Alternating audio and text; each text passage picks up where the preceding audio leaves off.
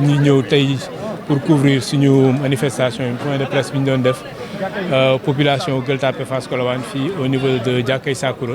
pour alerter en fait opinion nationale bi ci situation bi nga xam ne ñoo ngi koy vivre au niveau du terrain de football de l'ASC Colobane. daf ñu terrain bu football boo xam ne moom rek moom moo fi nekk ci quartier bi ndaw yi quartier bi di ci tàggatu ASC bi école de football yi moom rek moom la ñu am comme principal aire de jeu. tey ñi gis ni dañ ko cédé à la société SNHLM biñ ko cédé nag ñun on a entrepris des démarches pour pouvoir récupérer ce terrain là bëgg nañu ñu delloo ñu ko mu nekk moomeelu association sportive et culturelle bi nga xam ne moom moo nekk ci koñ bi. looloo waroon tey point de presse bi mënoon nañu manifester notre courroux d'une autre façon génn ci mbedd mi taal ay pneu sànni ay xeer. Mais on a jugé de façon plus responsable tenir un point de presse pour alerter l'opinion nationale mais aussi bind ñi nga xam ne ñoom la ñu war a bind et aussi ñiy remercier l'honorable député bi xam ne dafa ñëw vraiment jàpp ci combat bi situation yu mel ni à chaque fois su amee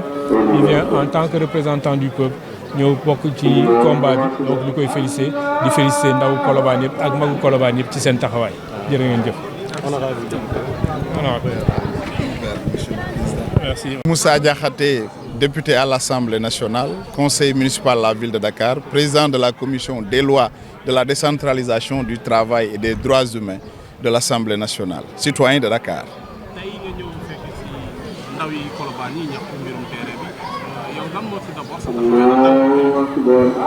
waaw taxawaay bi ñu ci am rek mooy taxawaayu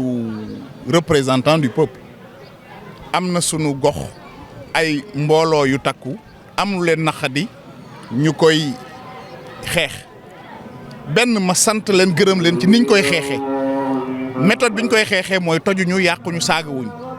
am na luñ doon def 40 ans durant fu ñu daan footballé ñu ni jël nañ ko ci ñoom ñu ne ñu ko jël ñu ni collectivité lébu ñu woolu woon ma en tant que seen représentant ma ñëw déglu ko dox ci li ma war maanaam dox fexe ba kàddu gi mën a àgg ci kilifa yi. su ma fi jógee itam nii ma def noonu lay def itam ci collectivité lébu waxtaan ak ñoom parce que xale yi li ñu laaj mooy terrain bu ñu footballé soo seetee Colobane ba mu jeex dafa mel dañ ko ndar képp fépp ay yoon la sinon marché la te nag dafa am lu ñuy wax droit au loisir askan bu amee fu mu dëkk daa am ni ñu amee droit au culte am fu ñu war a jullee noonu la ñu war a mel ne aménager ay cadres yoo xam ne fa la xale yi di mën a fowe ñi ma gis tey pour man dafa nekkaat issue une autre réponse parce que soo ne waan Colobane ñu ni bandi loolu la nit ñi di xalaat mais fii ñi may fekk tey c'est des gens réfléchis c'est des gens formés c'est des citoyens légalistes ndax lii avant ñu koy def dem nañ ci préfet bind nañ autorisation ñëw toog li ñu bëgg rek mooy fu ñuy footballé te incha allahu rabbi dinañ sol suñu dàll nekk seen surga doxal leen ko ndax looluy cëru député mooy taxawal askanam rawatina nag ñu nekk doomi Ndakaaru bokku Ndakaaru ñenn ci waa Ndakaaru am problème suñu cër moo ñu taxawu leen fexe ba loolu saafarawu ci ni mu gën a rafetee. tey ñu nemmeeku ay xale yoo xam ne dañoo déterminé pour jël seen terrain ndax mënut a indi ay njeexital lu mel ni ay violence. non boo xoolee xale yi ni ñu doxalee nga xam ne ni xale yu ñu yar lañ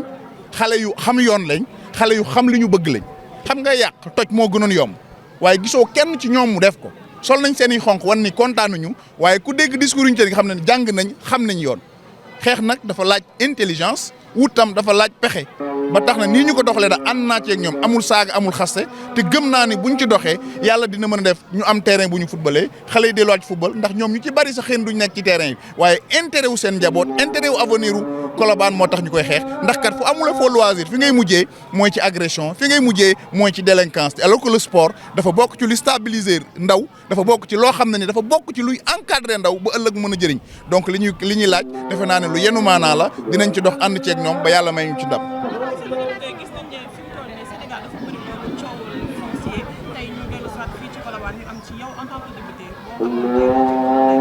mooy nañ ko toog ñu saytu ko waxtaanee ko te def njëkk sago nañ ci def ak sago te bañ ko def ak xol ba mu leer lu jaarul yoon nañ ko teg ci yoon ndax réew moom bu ñu bëggee mu dox foog lépp tegu ci yoon incha allahu rabi loolu nga wax noonu yaakaar naa ni le nouveau régime mu ngi ciy waxtaan waaye dama leen di wax ñoom itam ñu dem ci ak sago bañ cee dem ak passion def état des lieux parce que tam am na kuy nekk ci suuf nam ko amee yoon la ngel la buñ ko pénaliser ki ko amul ci yoon itam ñu teg ko ci yoon rek ndax ci yoon rek lépp mën a tegu. li ñu laaj terrain bu ñu footballé te yaakaar naa ne fu ay ndaw taxaw di football très souvent ñaare samba booy dana fa jógee fu kenn nekkul fu ñu deful dara ñaare fa la samba booy di làqatu waaye foo xam ne ay ndaw fay dem di fa daje di football li ci war kay mooy ñu accompagner leen assainir ko defar ko mu méngoo ak jamono parce que foofu lañ toll Ndakaaru lañ nekk nag naam yebuma yeneen ko goxi waaye defe naa ni luy yemb te baax ci réew mi kenn waru cee fàtte waa Ndakaaru rawatina waa Colobane nee naa la li ñu am rek ci marché bi doyoon na li ñu am rek ci boo xoolee kenn mënta génn Ndakaaru te jaaroo Colobane autoroute baa ngi fi BRT baa ngi fi ndax am na nag ñu fi dëkk te li ñu dëkkee dañu am cadre de vie bu décent li ñuy laaj defe naa ni yoon la ñu taxaw ci luñ ci mën dinañ ci dox ànd ceeg ñoom parce que nii ñu ko defee képp ku bëgg jàmm képp ku bëgg lu baax da nga leen ci dimbali amaana ni buñ doon toj ak a sànni amaana ñu bëri duñu dugal seen loxo waaye dañu ñun toj ñu yàqu ñu sànni xam nañ yoon ci yoon la ñuy aw ba yoon may ñu dëgg parce que li ñuy laaj lu yenu maanaa la fu xale yi mën a fooyee fu xale yi mën a parce que boo xoolee seetlu rek oto yi fu ne la ñuy aw bi ma ñëw rek maa ngi gis tata yi fu nekk la ñuy aw barki démboog Njaay maa ngi dégg accident bu fi am boo xam ne rey na fi nit loolu itam nag dafa baax au-delà du terrain war nañ créer le cadre de vie de Colobane ñu assainir ko mu méngoog jamono ndax Colobane ci Sénégal la bokk ci Dakar la bokk.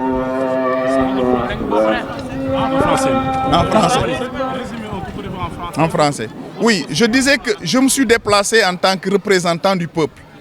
pour venir répondre à l'invitation des populations de Colobane qui ont vu que le terrain qu'il allait être loué, récupéré, retiré par la collectivité Lébou. Ils souhaitent tout simplement disposer de terrain pour jouer au football. Parce qu'ils ont droit au loisir et qu'à Colobane, il n'y a que cet espace-là qui leur permettrait de pratiquer le sport. Je dis que je salue leur posture et leur attitude. Ils auraient pu casser, barrer la route, brûler, mais ils ont préféré agir de manière pacifique. Arborant de couleur rouge, ils ont invité la presse pour alerter, informer, conscientiser afin qu'une solution heureuse puisse être trouvée pour qu'ils puissent retrouver leur terrain et jouer au foot. À ma qualité de député et de citoyen de Dakar, mon rôle était de les écouter. J'irai écouter aussi la collectivité Lébou et jouer les facilitateurs et interpeller les autorités afin que ces populations qui ne demandent qu'un cadre d'épanouissement pour sa jeunesse sportive puissent le trouver. Et je pense que nous pouvons trouver des solutions dans ce cadre-là, parce que Colobane, il faut oser le dire, le commerce est en train de bouffer le quartier de Colobane. Les rues, l'environnement de Colobane mérite d'être repensé. Il n'y a pas moins d'une semaine où on a assisté à un accident mortel. Alors que si nous voulons que cette jeunesse de Colobane-là soit compétitive, soit meilleure, nous devons doter de Colobane un environnement sain. Et pour cela, un cadre sportif fait partie de ce dispositif-là. Et nous pensons que nous allons jouer les bons offices avec les populations pour qu'on puisse trouver une issue heureuse. C'est tout le sens qu'il faut donner à ma présence en tant que sourgue, parce que le député, il est au service des populations organisées. Il est payé pour prendre en considération les préoccupations des populations et les porter au niveau des autorités afin qu'une solution puisse être trouvée. Votre avis sur le problème foncier au Sénégal? Oui, je disais que oui, le nouveau régime est en train d'y travailler et a posé les jalons de l'audit. Moi, j'aurais conseillé, comme on a fait pour la justice, qu'on prenne le temps de faire le diagnostic correct et d'inviter à une concertation large sur le foncier. Parce qu'évidemment, il y a des non-dits, évidemment, il y a des gens, par contre, qui ont bien travaillé, qui méritent leur terre et qui mériteraient de continuer le travail. Le président, qui est un expert, parce que c'est un inspecteur des impôts,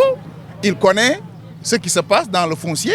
Le problème, je ne voudrais pas qu'on en fasse juste des effets d'annonce. Prenons le temps de vérifier cas au cas. Tout ce qui est régulier, on laisse passer. Tout ce qui ne l'est pas, qu'on régularise dans l'intérêt des populations sénégalaises. C'est dans le même souci que nous sommes aujourd'hui là, que tout soit rationalisé, que les Sénégalais, où qu'ils puissent se trouver, puissent avoir accès à la terre pour pouvoir faire soit cultiver ou soit habiter. C'est seulement dans ce cadre-là qu'on pourrait arriver à un Sénégal meilleur. Les populations de Colobane ne sont pas contre pour qu'on assainisse. Ne confondons pas les choses. Il appartient à l'État, il appartient aux collectivités décentralisées de s'occuper de la sécurité des populations. Ça, c'est le ressort des autorités. Maintenant, ce que les jeunes demandent, c'est l'espace pour pratiquer le sport, un cadre de loisirs. Parce que tout Colobane est devenu un souk commercial. C'est ça la vérité. Colobane est en train d'être bouffé par le marché. Colobane est habité au quotidien par des voitures, des Jakarta, au point que les enfants de Colobane sont menacés. Il n'y a pas d'espace d'épanouissement. Et très souvent, quand des situations se passent là, c'est la débauche, c'est la délinquance, c'est la drogue, c'est l'agression. Et pour éviter cela, nous devons tous travailler à ce que Colobane puisse avoir accès à son droit au loisir, à son droit à un environnement sain, comme tous les Sénégalais, où qu'ils puissent se situer. C'est bon? Merci les gars.